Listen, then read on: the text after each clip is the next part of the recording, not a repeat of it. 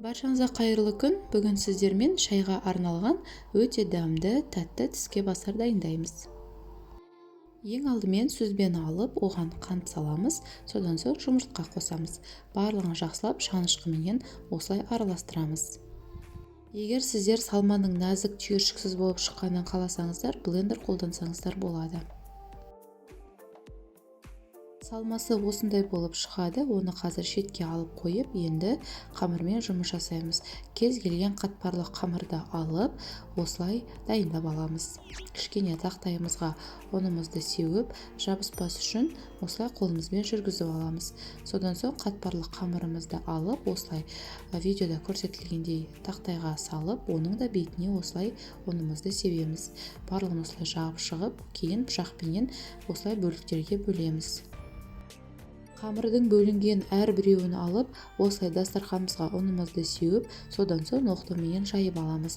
Оның қалыңдығы шамамен 1-2 мм болады.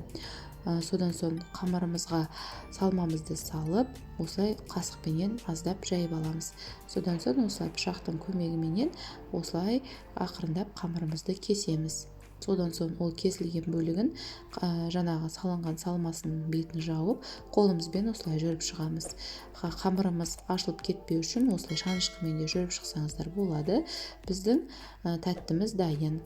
Сүзбенің орнына үйде бар кез келген қою тосапты немесе джемді пайдалануға болады. Менде осындай құлпынайдан жасалған джем. Оны осылай жаңағындай қамырға салып, бетін дәл жаңағы бірінші қамырды жасағандай етіп қайталап шығамыз. Бетіне пергамент қағазы төселген формамызды алып, барлығын осылай орналастырамыз. Содан соң жұмыртқаны алып, осылай шанышқыменен араластырып, кейін әрқайсының бетіне жұмыртқаны жағып шығамыз. Қызып тұрған пеште 160-180 градус аралығында шамаменен 7-8 минуттай пісіреміз. Әркімде пеш әртүрлі болғандықтан өздеріңіз пештеріңізге қарайсыздар. Піскен уақытта тәттілеріміз осылай көтеріліп, беті қызарып, өте әдемі болып шығады. Үйдің ішіндегі тәтті дәмді иісті сөзбен айтып жеткізу мүмкін емес. Пештен шыққаннан кейін тәттілеріңізді кішкене суытып, оны осылай әдемі ыдыстарыңызға жинап, содан соң қалауларыңызға байланысты қант ұнтағымен де сеуіп шықсаңыздар болады. Осымен біздің жеңіл әрі тез дайындалатын өте дәмді, керемет, тәтті тіске басарымыз дайын.